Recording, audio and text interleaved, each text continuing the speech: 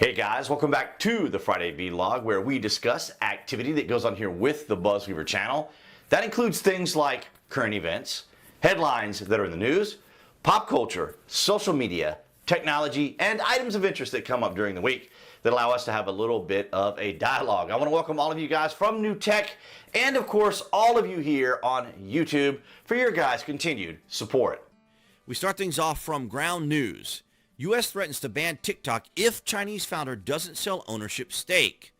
The Biden administration is demanding that TikTok's Chinese owners sell their stakes in the video sharing app or face a possible U.S. ban of the app, according to people familiar with the matter. And of course, you know how much we like people that are familiar with the matter here on the BuzWeaver channel, as opposed to people with accurate information and facts, or people in authority who can give you correct information. From KOAT7, Albuquerque, New Mexico, Biden administration demands TikTok's Chinese owners spin off their share or face U.S. ban. So we're going to skip that first section since I read it from U.S. Ground. The apparent ultimatum by a U.S. multi-agency panel known as the Committee of Foreign Investments in the United States, the CFIUS, marks a possible turning point in the long-running negotiations between federal officials concerned about TikTok's links to China and a wildly popular social media company with more than 100 million users. That's a lot of users, ladies and gentlemen, not to mention the fact that you can find the BuzWeaver channel on there as well. So if you haven't already, make sure you're following me on TikTok. The recent divestiture request was first reported Wednesday by the Wall Street Journal. TikTok later confirmed to CNN that the CFIUS had contacted the company, adding that it did not dispute the journal's report.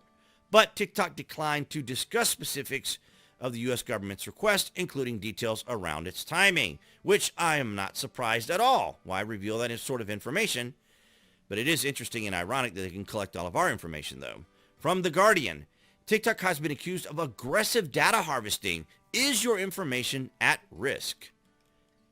So as anyone knows who's downloaded an app, most, if not all those apps want information from want to be able to access your microphone, your camera, your contact list, and maybe even parts of your calendar or any other aspects of the phone itself, including GPS.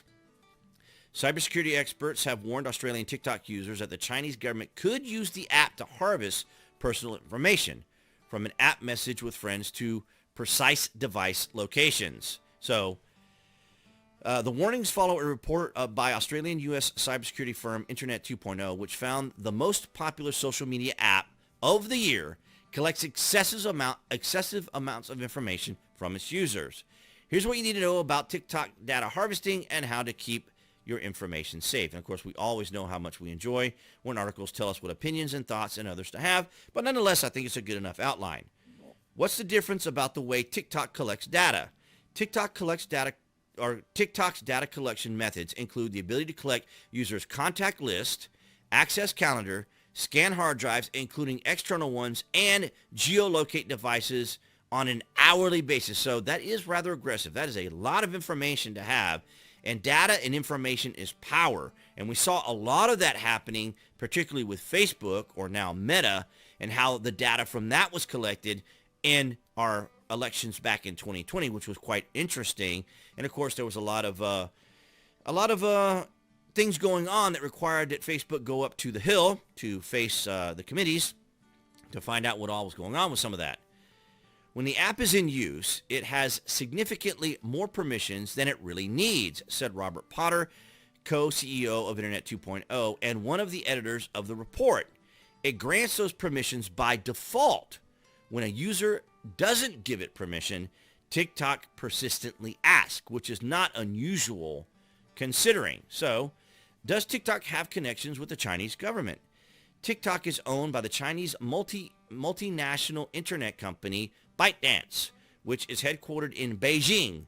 Founder Zhang Yiming sits at number 28 on Bloomberg's Billionaire Index. Now, of course, as I've mentioned and we have talked about for years in China, no one really owns anything in China. Everything is run and managed by the CCP. So even when an individual like Mr. Yiming here has this company and he's able to earn money, it's all controlled by the CCP. At any moment, the CCP can just come in and take it all away from anyone, any citizen in their country.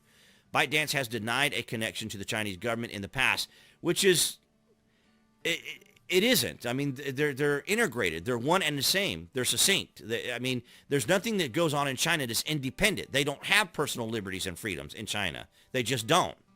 And called the claim misinformation about various leaks suggested it censored material that does not align with Chinese foreign policy or mentions the country's human rights record. Now, I guess one could go on about the human rights record there, as we always know, because that's something they can point to for China.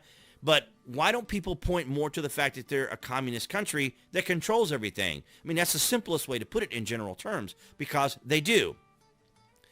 They are consistent in saying their app doesn't connect to China, isn't accessible to Chinese authorities, and wouldn't cooperate with Chinese authorities, Potter said. That is absolutely, I mean, that's what they claim, but it simply is not true, because anything under the control of the CCP will remain under the control of the CCP, even so much as the information that they release out, like they did to the WHO, the World Health Organization, when they said that a certain particular pandemic that was going around the country was not transmissible human to human. So I find it very fascinating to see how far the Biden administration will go and or potentially ban TikTok altogether, or perhaps will the Chinese allow for that diversity of their company or allow them to be bought out and run by a different agency.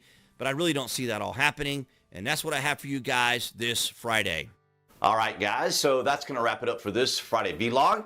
Thank you for the likes, the shares, and the comments. Below this video, you can find the various social media links that I belong to, where you can see my daily post, as well as the Amazon link if you guys are Prime members or order frequently from Amazon. You guys can use that link, go to the landing page, and search for what you're looking for, and of course, it helps out the channel. Thank you for the likes, the shares, for those on New Tech, as well as here on YouTube, and appearing right there on the screen for all of you watching on YouTube. That would be the channel icon.